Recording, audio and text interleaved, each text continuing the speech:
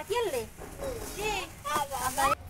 আলাইকুম ফ্রেন্ড, আজকে বাসায় লাউয়ার ডিম রান্না করা হবে। তাই ডিম সিদ্ধ করে রাখা হয়েছে, মশলা টশলা বেটে রাখা হয়েছে। আজকে মাটির চুলায় রান্না করব।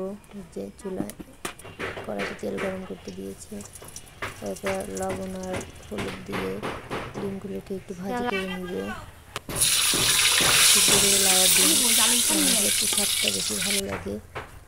ডিম সিদ্ধ করে এখন তেলে ভাজি করছে।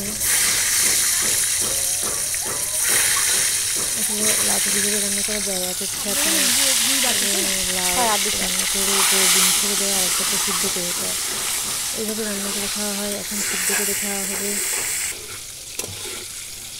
ভাজি হয়ে গিয়েছে, আর একটু সময় বাকি আছে। আসলে অনেক দিন তো অনেক রান্না করেছে আজকে। মাটির চুলা রান্নার স্বাদই আলাদা। মশলা দেবে, কাঁচা লবণ দিয়েছে, পেঁয়াজ রসুন বাটা দিয়েছে। রসুন আছে না অনেক তো, তাই মশলা অনেক দেওয়া লাগছে। এখন কাঁচা মরিচ বেটে দেওয়া হচ্ছে, তাহলে কালারটা সুন্দর আসে, স্বাদটা অনেক ভালো লাগে, দেখতে অনেক সুন্দর লাগে। হ্যাঁ ভাবি, খুব কালারটা কেমন লাগে সেটা দেখেন। কালার দেখলেই পেট ভরে যায়, খাওয়া লাগে না। দেখেন কালারটা দেখেন শুধু একবার। যে হলুদের গুঁড়া দিয়ে দিচ্ছে, ভালো করে নেড়ে নিচ্ছে। আসলে মশলাটাকে কষিয়ে নিচ্ছে। মরিচের গুঁড়া দিয়ে দিয়েছে,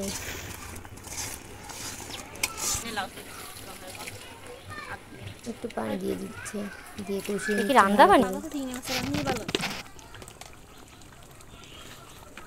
জিরার গুঁড়া দিয়েছে। লাউটাকে হালকা একটু কষিয়ে নিচ্ছে, অনেক লাউ তাই কষিয়ে নিচ্ছে। একটু কষালে ভালো লাগে। এই যে আমিও দিয়ে দিচ্ছি।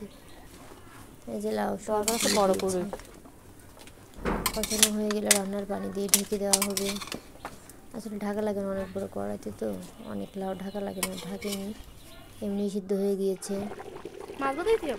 এই যে ডিম লাউ সিদ্ধ হয়ে গেলে ভিতরে ডিমটা ছেড়ে দিয়েছে পানি দেওয়ার পরে। লাউ সিদ্ধ হওয়ার আগে ডিম শেষ। আল্লাহ হাফেজ। ভালো লাগলে সবাই লাইক করেন।